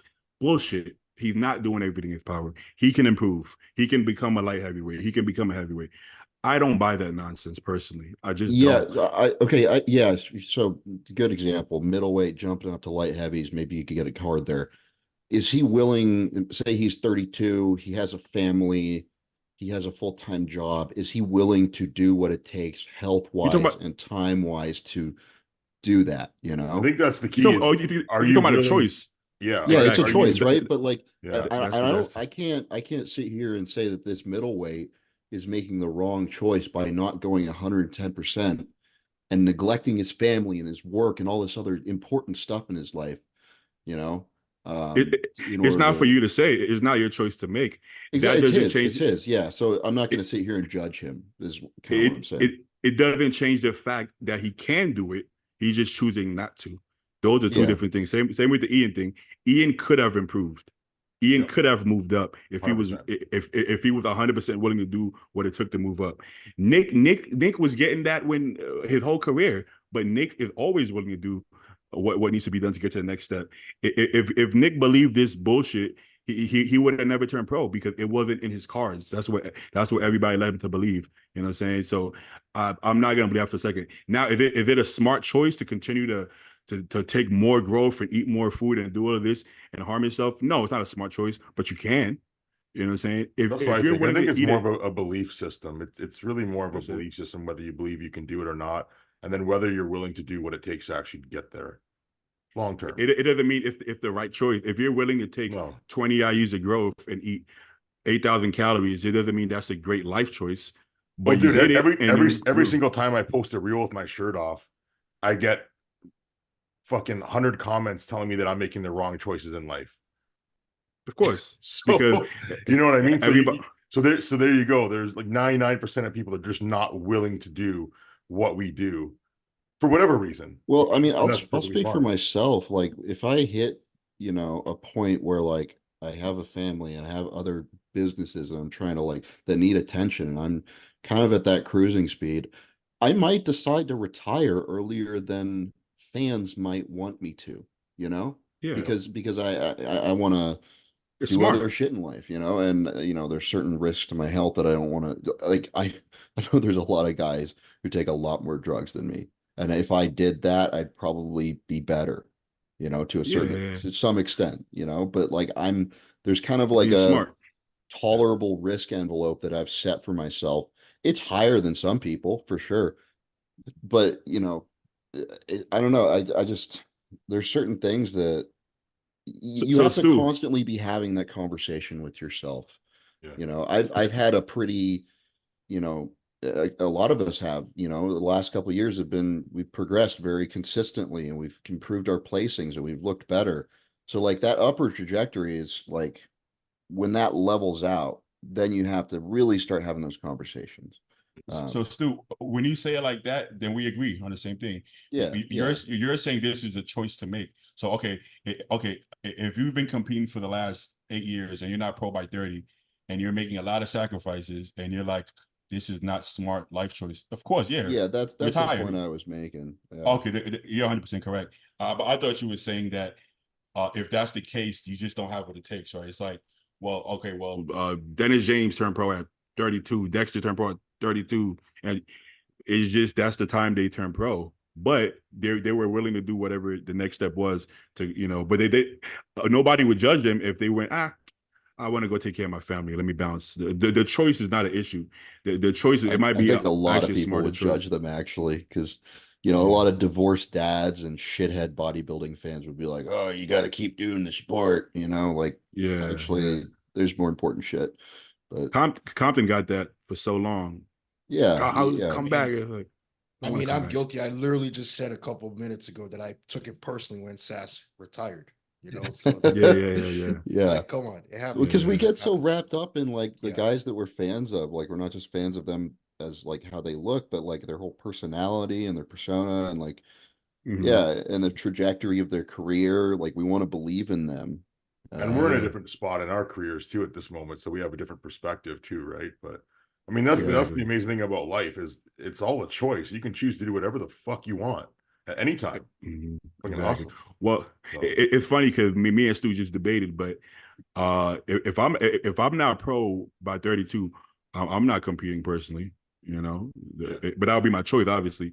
So I actually agree with Stu then from Would what you he's saying. say Yeah. I'm trying to glean from what you said? Would you say that like over the last 10 years, say, like you Mhm. have been locked in 100% the whole time, or no? Oh, not even close. Okay, but here's the thing: you only know what you know, so you may So you think thought you you were are. given 100%, but you figured out that there was more you could do. Yeah, because you Okay. learn things that you didn't know, right? So you think you're giving some 100% till you realize there's so much that you didn't know that you couldn't give 100% to. You know what I'm saying? Now, if you were legit giving 100% at every fucking way possible for 8 years, then that's a whole different ball game. If I'm being honest, Nick used to tell me this that I'm bullshitting, and I'm like, "What are you talking about, Nick? I'm dieting. I'm eating the food." He was right. I was bullshitting, but it took me. I had to see this to understand that. I couldn't understand it because I didn't understand where somebody like Nick is mentally. So in my head, I'm like, he's tripping. He's just doing too much. You don't got to be that locked in, you know. But he's right. I actually wasn't. I could honestly at this point say that I wasn't actually locked in until this prep, which sounds silly, but because I thought I was locked in last year. Just because you suffer don't mean you're locked in. I've always suffered, but I wasn't actually locked in. You know, this year I'm locked in. You know what I'm saying? And Now's your and time, and bro. Now's your and it time. shows, you know. So, You like, definitely look like it. Yeah, Yeah. you look a lot better than yeah, last year. Yep. yeah. So I've been bullshitting. So I guess that doesn't count. If you're bullshitting, it doesn't count. You know. So I'd You got to say, be I honest was. with yourself, right? You got to be honest with yourself about that. So Yeah, yeah, and yeah. even if you like he said, you don't know what you don't know. I mean, I'll be honest with you guys. I'd say like I'm pretty locked in, but like in off season, I'm about 85 to 90% locked in. I'm That's not okay like though. timing my meals and never having anything off plan, and like, sometimes I miss a shot, fucking Yeah, Barry always talks about like, I'm already in bed, I missed a shot, I'll just do it tomorrow. yeah, yeah, Like, yeah, I yeah. mean, But like, That's but it's okay. like it's to good enough, me, I guess. but Stu, you're looking at it as you're not 100% locked in. Dude, that's also part to me, that's also part of it because dude, if you're in this long term, you're gonna Yeah, need yeah. ebbs and flows. You're gonna need parts of your season or your year where you're not 100% bodybuilding all the time. Like Mhm. me personally, I need to dissociate from this stuff, every once in a Sometimes, while. yeah. That's the only way I know that I can keep going, that I can give myself that 100% when the time comes. So for you, it Mhm. may be different. I think people that have always, I think even who was it? Was it Ian that talked about this too at some point? It's like, dude, the guys that are always like, unless you're Nick, because Nick's always locked in, but you're Mhm. 100%, dude. It takes a toll mentally too. You have to Yeah, you have to keep that candle burning, and you got yeah. to you got to at least sustain yourself in different points. yeah, and I think But on the like, other hand too, it's recognizing where you're 80 to 85%, and then being Yeah. able to use that to bring it up to a 90 or 95%. There's your opportunity to improve even more for the next years to come, right? Yeah. It's like, Or I You could might just you take might be take more improving drugs. more.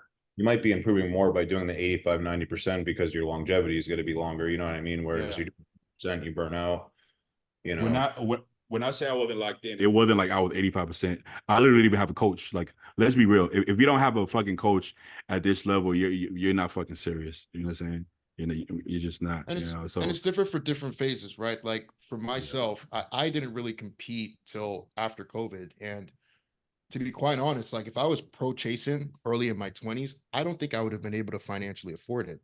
I'm just Oh, completely yeah, being honest. there's You something know, people don't talk about enough. yeah, people don't talk about that. It was either I was going to have to choose to live this life and potentially make nothing out of it, and in 10 years still struggle, or put this on the back burner for a little bit to get myself to a place where at least I can do this and then try to obtain a pro card. So it's different for people in different phases of their life. Like even Shire, for example, he started late, right? But like he built a whole business before he even started competing, and now he competes for the hell of it, right?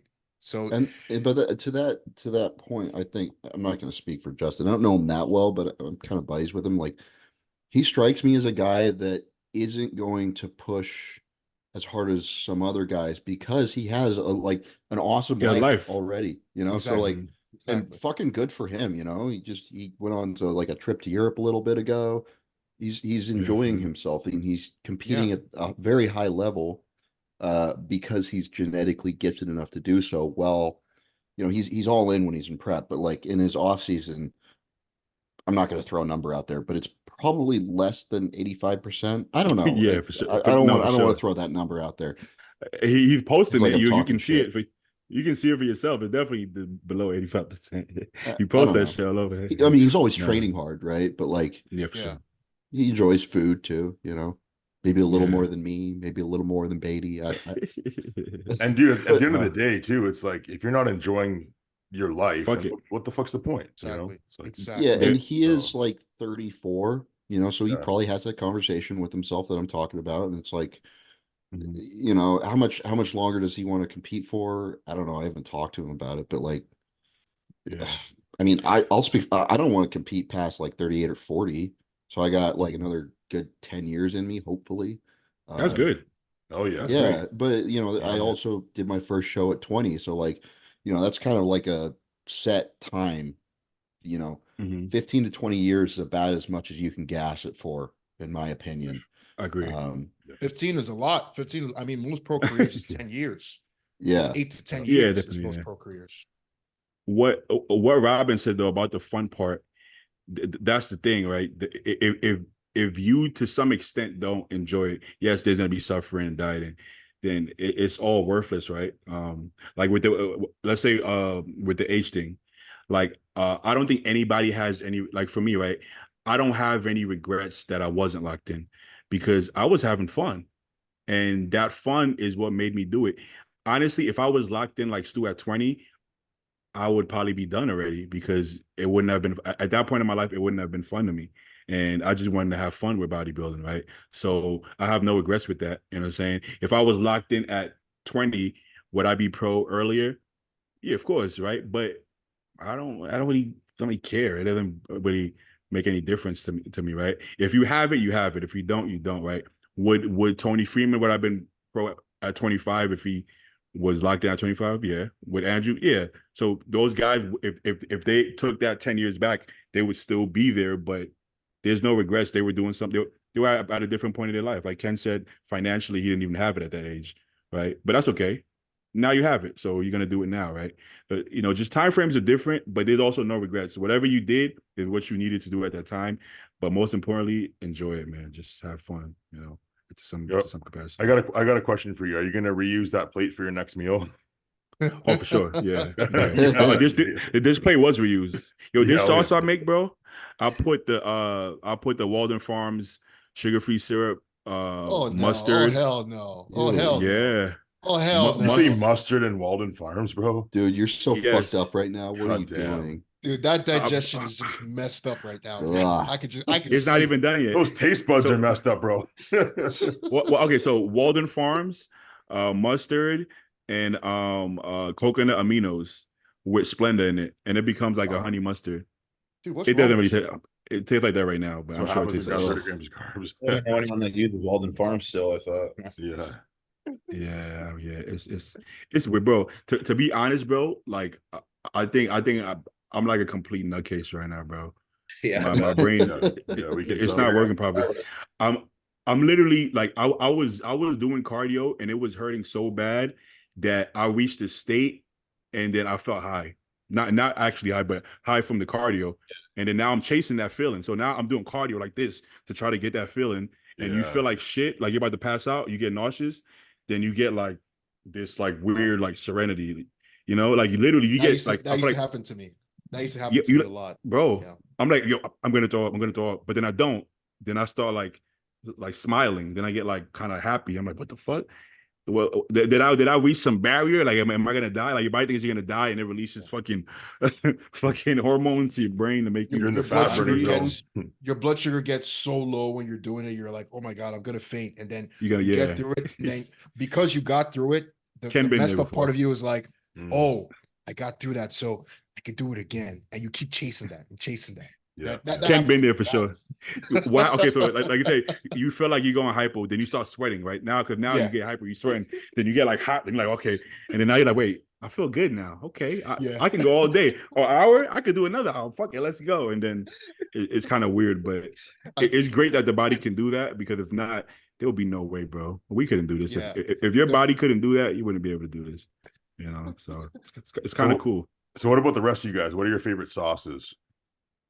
The He truffles. knows what I Mine- like. What do you got? Yep. Same. Oh boy, black truffle. Yeah. Yeah. I like the sriracha. You know the one with the rooster on it with the I like that green one. top? Yeah, I like. Oh, like yeah. that. That's the only. I love that. He's West African, so he loves that. We don't feel spice. That shit is just like a sauce to me. Dude, I just I slather like that the whole sauce. shit on everything. Yeah. I fucking love that shit. You know, but It's got all I'm- the other sriracha are so tame. It's got to be that one, the Asian one with the green top and the rooster. That's the best That's the one. one.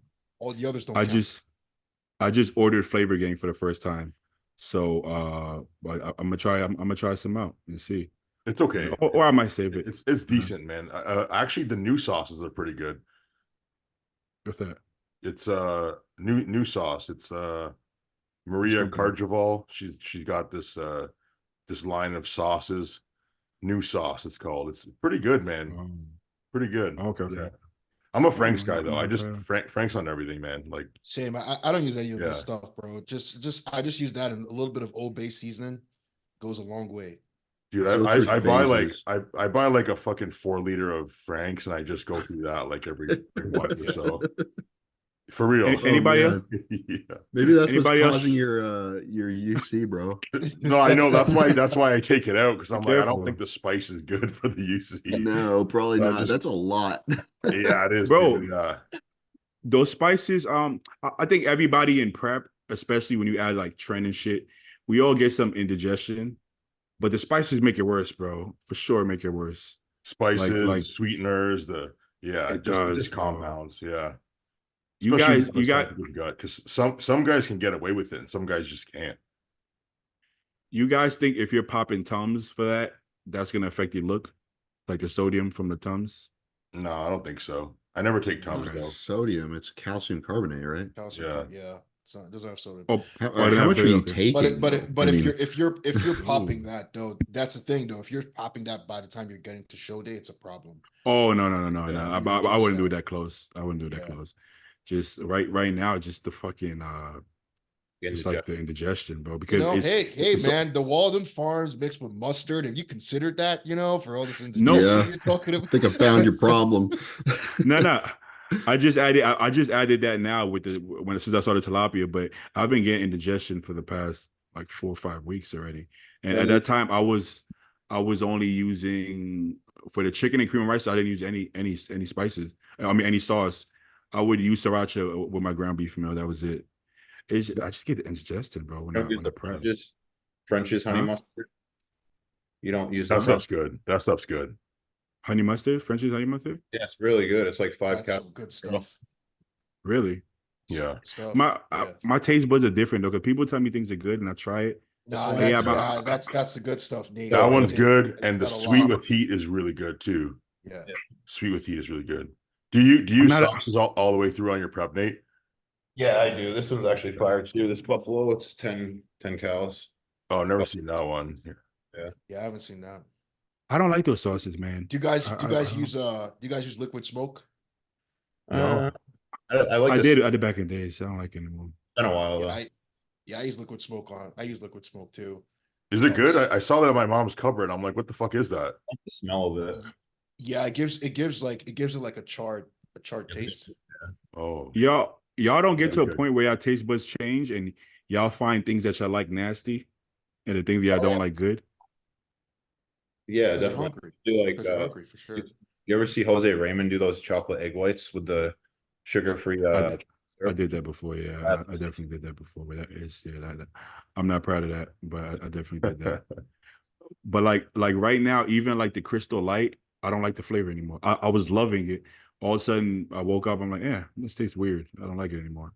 yeah. You know, it's and like those honey mustard sauces and some of these hot sauces, I don't like it right now. It's not just sriracha. I like the sriracha. One Different thing I was this gonna sauce. one thing I was gonna tell you, Beatty, because I watched your YouTube video, and Mhm. I think this is where you're kind of slacking a little bit, dude. Get yourself a freaking air fryer, man. Like you I can't be got one. I got it for okay, because I saw you cooking chicken on the stove. on your YouTube No, video. no, I'm no. like, what is this man doing? I Like, just you sear can it. make your food so much more tasty. Like, Yeah. you know, No, no, no. yeah, Oh, what I do with barbecue or nothing, man. Barbecue or yeah, nothing. or on a grill. no, Yeah, like an indoor grill. Pressure my cooker is pretty chicken. easy. You can make a Yeah, shitload. Yeah. I don't like how it tastes though. The chicken in the pressure cooker. It's Yeah, too it doesn't mushy to taste me. great, but it's like it comes out, you shred it up, Shredded. The cover shredded chicken's cover actually it pretty in, good. Yeah. Well, Shredded. yeah, you cover it in sauce because it, the fucking pressure cooker takes all the flavor out of it, and then it's pretty good. Sucks all the fun Listen, right out of it. if y'all taste my chicken, y'all never gonna eat any other chicken ever again. Everyone Chicken says breast. that, man. Everyone says Uh, that. what I do is I fucking sear it and then I air fry it, and then that shit is it's the juiciest chicken you'll ever. I can guarantee you have never had a chicken breast that juicy in life. Give us the recipe. What do can't you get what do you juicy. what I've do you been to seasoning it Chick-fil-A, with? dude. So Well, first of all, you have to have the right piece of chicken. Not every chicken breast is created equal. So this only works if you have the right brand. So I use a Trader Joe's organic one, and then I Himalayan sear it. Huh? in the Himalayan mountains. Yeah, exactly. No, and You gotta I you gotta get sear the it. chicken fresh. You gotta Yeah, man. snag that Yeah. chicken off the farm, butcher it yourself. If you Oh, This is if you classic. huh? Oh, Cruelty-free there you go. chicken. Cruelty-free chicken, tastes better. if you overdo the air frying by a minute or two, it won't be the same. It has to be the perfect amount, and it has to be just cooked, literally just finished. If it's a little bit too, it's gonna dry out. If it's the right amount, you'll never. I mean, you're gonna love chicken breast again. You know what I'm saying? That's why I like fish is like you really can't overcook it. It just No, you comes can't. out mushy and soft one way or the other. You So, purposely overcooked it. Yeah. I don't mind the tilapia, man. I gotta be honest. Like when I post, everybody like, ew, nasty. I'm like, I I really like don't think it's tilapia, nasty. man. I have no issues with In it. prep, I don't mind. I just throw it in the air fryer, and dude, it tastes great. It tastes Yeah. great. Yeah. I'm not gonna eat it I don't off-season. even eat chicken. I just eat fish and You beef. see? That's pretty much it, man. I just Yeah. cooked up one of those 15-pound boxes of swai over there. Oh, That's why I'm nice. going back and forth because got shit in the oven. I gotta find that stuff, man. I haven't seen the swai anywhere. They don't have Yeah, I mean, Walmart in Canada, do they? I've never seen it in any stores. I don't know why. I haven't seen Probably it illegal or something, like everything else fun there. either. Stu's eating it all. Doesn't make it over here. Yeah. It's all like farmed in Vietnam, I think. It all comes over from there. Yeah. Too expensive Y'all to remember? ship to Canada. Y'all remember there was a fucking Sriracha shortage like a year or Yeah. two ago, Yeah. and you couldn't fucking find. I went on Amazon and shit was like $20. I'm like, wait, what? What the fuck is going on? My girlfriend actually like bought a gallon of it when she found some in stock because she uses a ton of it, right? Why did that happen? I don't They get said it. that.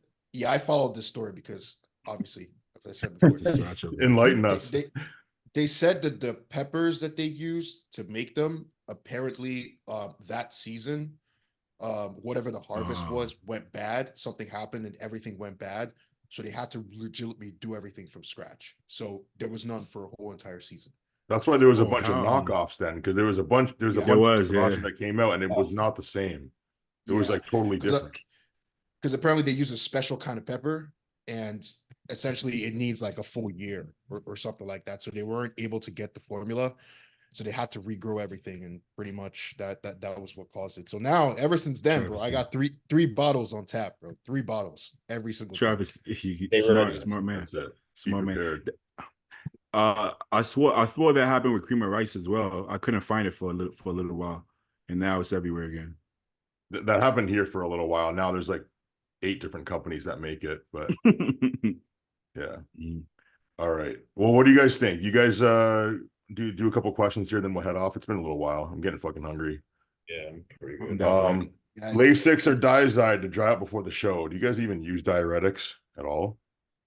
I I mean, do. for In the past. Toronto, we did like a 6.25 at like 3 p.m. just to start the flushing process, but the water was continued all the way through. Yeah. And then like at 7 p.m. we did another 6.25 and that was it. and just kept the water in the whole time. And I think for show day, we cut back a little bit, but it was still like 12, 16 ounces between meals. So yeah. Wait, 6.25, like a diazide or? Yeah, yeah. Yeah. Okay. Yeah, Have that's any what I was of you thinking. guys ever used Lasix? I have Mhm. Ah, BAIDI has. once. What is I that used it like? once. I used it once. What is that like? for my It's body, not much. you just need a ton of potassium to balance it out, or you're going to be super flat. Huh. Okay. Oh, yeah. I don't Body- use diuretics at all anymore, just because I feel like they just make me way too flat. Don't isn't, I mean, right now the consensus isn't a consensus to use sodium sparing, or I'm sorry, potassium sparing diuretics at this point, like, Yeah. because Lasix can get really dangerous if you don't do it. Yeah, it's more regularly. unpredictable, so it's not going to give you Why would a better why benefit. would Lasix be dangerous? Because I from what I heard, potassium, if you're not careful and you do a lot like potassium, right, you could really go out of balance. From what I heard, It's the opposite. it's the opposite. Lasix is what they use to take you out of that. If you overdo diazide, your potassium goes way too high. You would take Lasix to bring the potassium down, or insulin. Huh. You wouldn't throw off your balance. It's true that the interesting thing about Lasix is that some people are prescribed Lasix and they take it every single day of their lives. Me, Yeah. I got a prescription. What happened to Yeah. what happened to Momo Benaziza? Wasn't it Lasix that he used? No. What did he use? Because it was a diuretic issue. Potassium sparing. That's what does that. Yeah, he was There's hyperkalemic. dangers to both, man. Like taking too much Lasix or too much diazide, there's dangers to both. Because going one way or the other with your electrolytes is dangerous. There's no doubt Also, about that. those dudes would like cut their water on like Wednesday. So yeah. The big Start difference. aldactone on Monday, cut your water on Wednesday. That's me. That's what you do? With John Reagan, yeah. Yeah. And that's what I kept doing after him. But with Compton, he probably won't have me do any. But yeah, aldactone would start no, not even Monday. It would start like Saturday. And then you will build up and then build up diazide and then do Lasix at the end. It's fucking ridiculous. I'm sorry, that is fucking ridiculous. Yeah. If you need to do that much shit at the end, like you're fat. No offense, Katie, but no, like, that's exactly what it is. Well, that's what John Reagan would do. He wouldn't actually bring you in shape. He would bring you in like 12% body fat or like 10% body fat, and then dry you out. And if you naturally have leaner glutes, you actually look kind of in shape. If you don't, then you just look fucked up. You know. Yeah. Great coach. All right. Let's see. What's the best approach to get rid of water retention post cheat day, 7 weeks out? Cardio. go back to your diet. Yeah. How bad was your cheat day? your water high. Yeah. What? You shouldn't Add a diazide. Shouldn't be doing anything Yeah, drastic. just go back into your cardio and eat, man. I feel like that's Yourself- a huge pitfall if you're going to be doing a drastic cheat meal and then doing something to try to bring yourself back that's extreme. You're just yo-yoing yourself. You're just putting yourself at risk. He said cheat day, Cheat day, yeah. not meal. Who's having a cheat Yeah. day at 7 weeks out? I don't know, man. That's someone that's not locked in. Yeah, exactly. Someone that's working with Skip or one of those guys or something, I guess. He might have a bigger issue on his hands, man. If you're 7 weeks out, I would imagine you're in pretty good shape. If you have a cheat day, you should not be holding water in your ankles. If you are, then you might have a bigger problem than a cheat meal. You're probably not 7 weeks out. Yeah.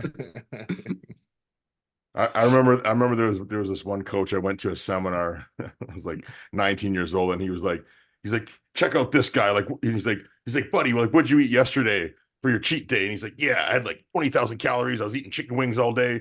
He's like, show him your abs. He lifted up his shirt. He's like, yeah, he's fucking shredded. You guys want to do this? Sign up with me. I was like, what the fuck is this, man? Really? That's hilarious. I'm not even gonna say who it was, but yeah, it's funny. Very Someone in Canada. That's all I know. I believe so, yeah. I believe so. Let's do one more here. What were we gonna say?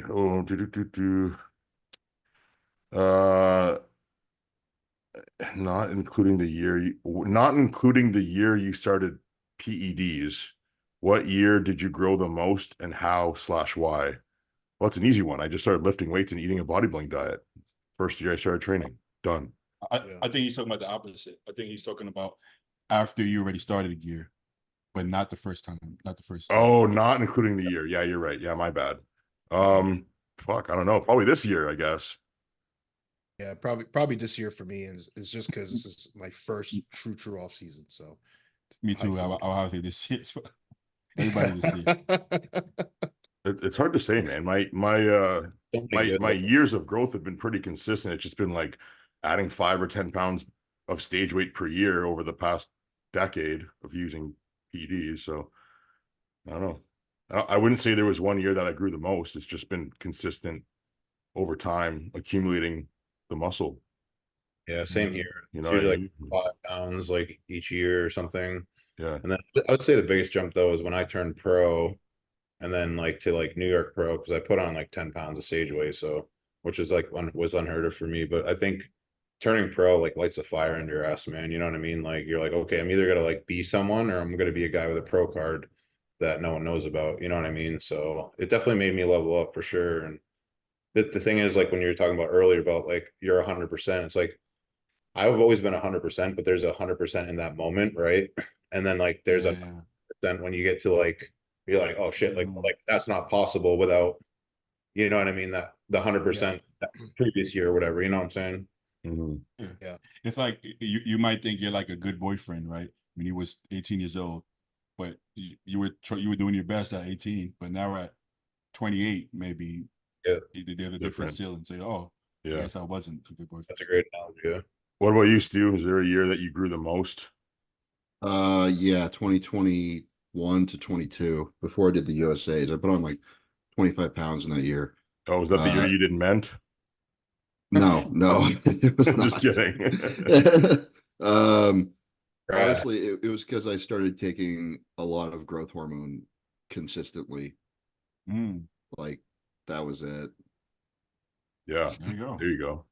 It's all it took. That'll do it. Hey, maybe that's why I grew so much this year. I went up to 10 IUs. Oh, see? Oh, Oh, shit. true Figured it comes out. out now.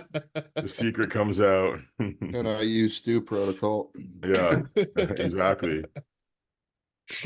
All right. On that How note, mu- how much- boys, I think we can wrap it up there. I'm pretty fucking hungry. And we've been on for almost 2 hours, which is it's a Yeah, record you made for- you made a mistake bringing all three of us here, man. Like, No, this it is was great. not going to be an hour. we hit a new Yapping. record for Canadian Beef Podcast. We hit a Oh, new yeah. record. Hour for- Keep Exactly. it going. I really appreciate you guys, man. That was fun, and you know, I'm glad we got into a little bit of a debate. I'm glad we had a little bit of fun at the same time. And for you, Stu, all the best for the rest of your prep in Vancouver. I'll see you there. We'll see you there, dude. For BAIDI, you still got what, 7 more weeks? 6 weeks tomorrow. Nice, man. Yeah, I'm sure you're gonna kill the rest of your prep. Look fucking crazy already. So keep it up, man. Kennedy, you're looking great in your off season, bro. Can't wait to see you start your prep for New York next year, right? Next Yeah. year, you And gonna do you Nate- gonna do it? Oh yeah. That'll be dope. That'll be dope. Mhm. Yeah. And Nate, you let me know what show you're gonna plan on doing next. So I can Yeah. be there. I'm not shutting it down yet, so but I haven't figured it out yet either. So Fuck yeah. That's good, bro. I'm glad to hear that. feel good right now though. I'm really happy and just enjoying being in good shape and having some energy. So Yeah. Now you look good, man. So yeah, I agree. Don't shut it down. Just I'll regroup. get another look in front of a different set of judges, you know. Exactly. All right, boys. Have a good night. Talk to you soon. All right. Peace. See you guys.